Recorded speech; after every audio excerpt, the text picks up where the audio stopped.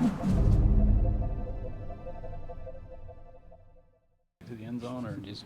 Well, it's more like just like me personally. It's kind of like, I mean, we have a really good coverage team, but it's still just, if you can avoid any chance of them returning it, and even though the kicks look ugly, they go far. So, try to kick it out the back so they can't get it out. That last kickoff after you guys scored with a minute left, and it was critical to get it to the end zone. How did you do that?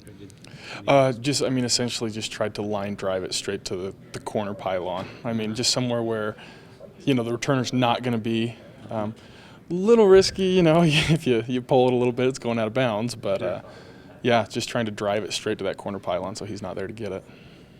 You feel like you're finally 100% pretty much the kicker you were coming out of high school? Yeah, I feel similarly to how I did then. Just in the sense that, I have no restrictions on what I can do. I don't go to practice and talk to the trainers beforehand and say, okay, what can I do today? It's just go out and do whatever I want to do. Overall, your special teams, it seems like a point of emphasis this year. Have you kind of noticed that in practice and that? Oh, very much so. It's been a huge point of emphasis, and I think it's shown.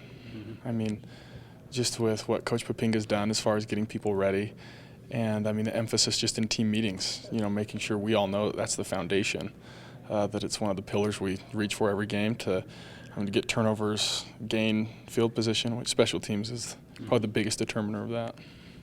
As far as your field goal accuracy, are you happy with it?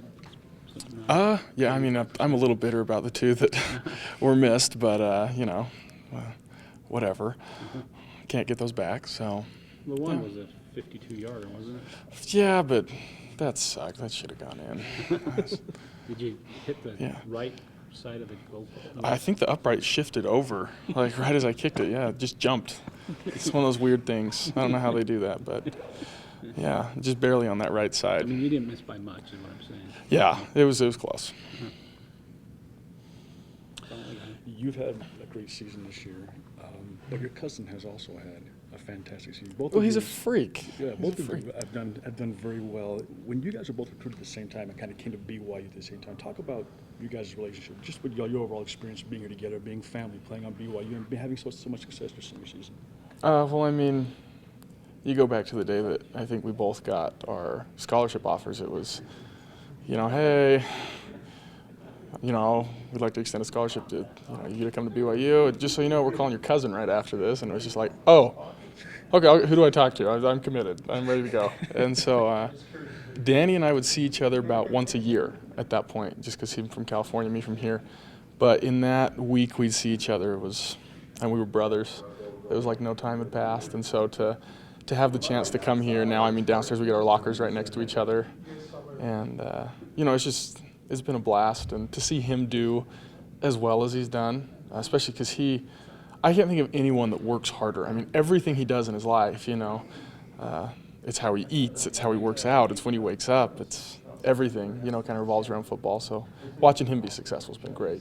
You mentioned how you love, you've only seen him once a year previously coming here. How has your guys' relationship grown now that you guys have been family?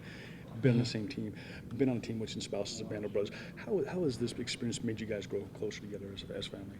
Oh, it's totally changed. Everything. Like I said, we were like brothers before, but we'd never had to live together and put up with each other and really find out how each other's personalities work. And so to be here, to not just be us even, to be with all the guys our age and our whole team, brought us really close.